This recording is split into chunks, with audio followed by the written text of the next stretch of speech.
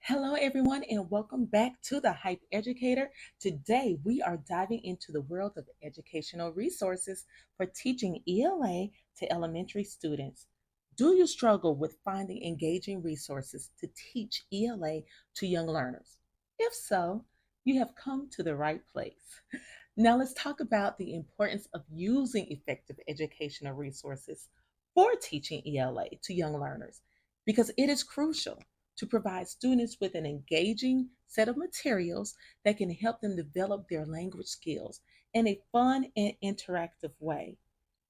All right, here's the deal though. We want them to use these interactive things, but we need to make sure that they're learning. One of the biggest challenges teachers are facing today is finding suitable ELA resources for elementary students. With so many options out there, it can be overwhelming to choose the right ones that will keep your students engaged and excited about learning, but also actually teaching them something. But fear not, there are plenty of engaging and effective educational resources available for teaching ELA to young students. From online platforms to books and interactive games, there's something for every type of learner. Now, let's highlight a few key resources that have proven to be particularly successful in teaching ELA concepts to elementary students. These resources not only help students improve their language skills, but also make learning enjoyable and memorable. So the three we're going to talk about today is Prodigy. Did you know they had Prodigy for ELA? We always heard about it for math. They have it for ELA, y'all. Okay, and then Freckle. Freckle is pretty cool. That's a nice platform. And we're also going to talk about an educational resource from the Hype Educator. All right, let's get started. Okay, I'm going to go inside Prodigy and set it up as a brand new account.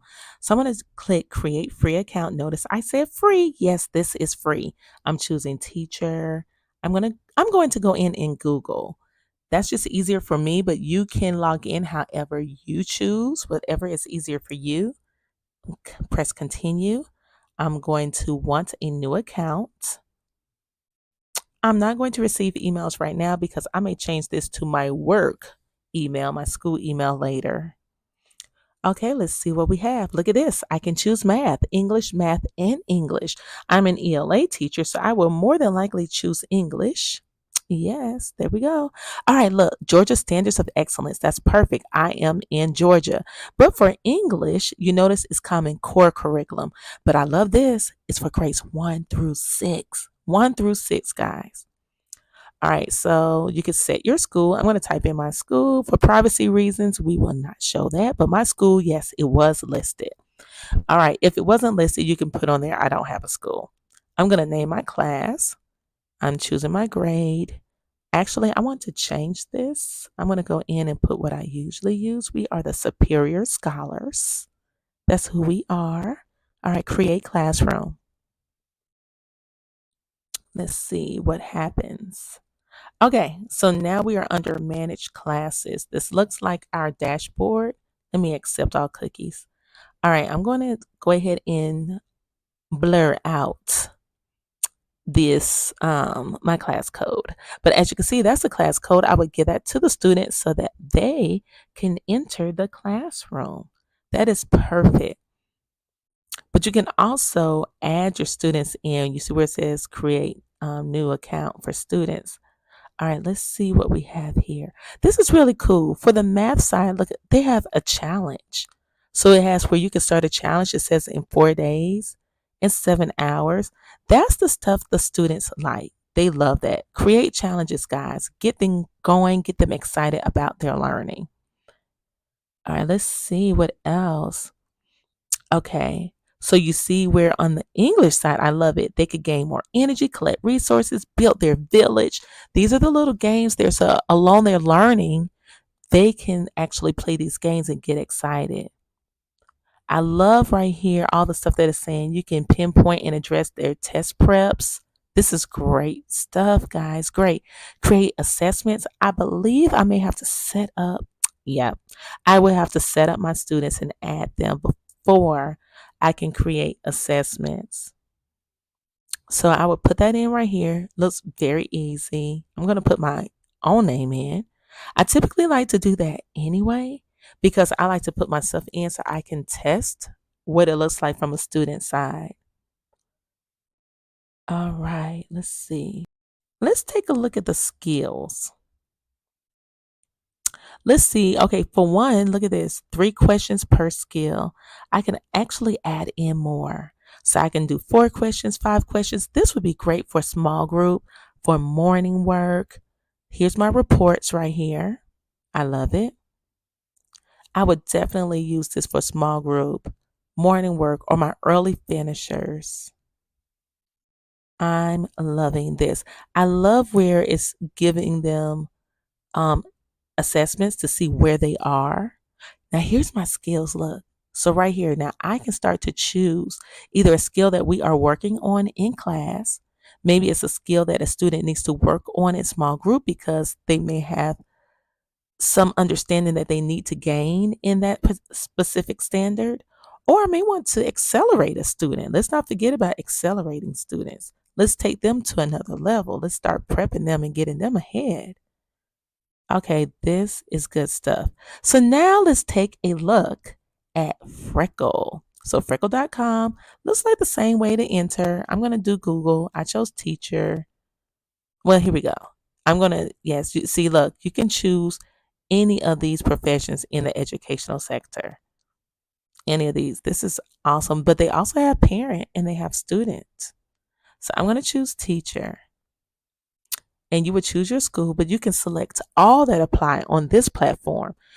I would choose third, fourth, and fifth. And the reason why, and I would probably go back later, I think, and put six because some students may need some third grade skills or fourth grade skills. So that's there just in case. All right. So this has math, ELA, social studies, and science. But the social studies and the science is only available with the premium. For the free, we're going to use the ELA and the math. So as you can see, we have an ELA overview, standards-based practice, and they also have articles and a story library.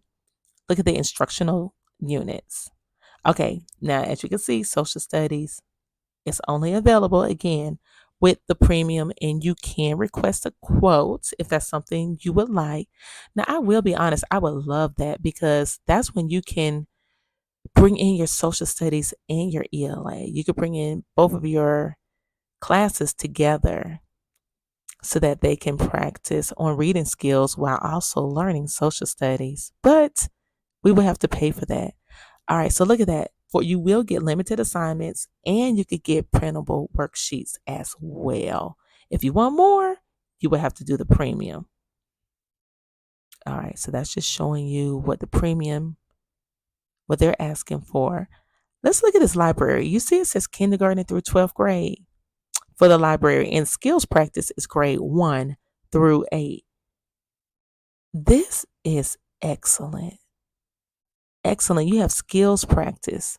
Teachers can assign a specific standard for all students to practice, but you also can have a student work on where they actually are because they too will actually do an assessment at the beginning to see what level they should start on. So it will start where the kid needs to be.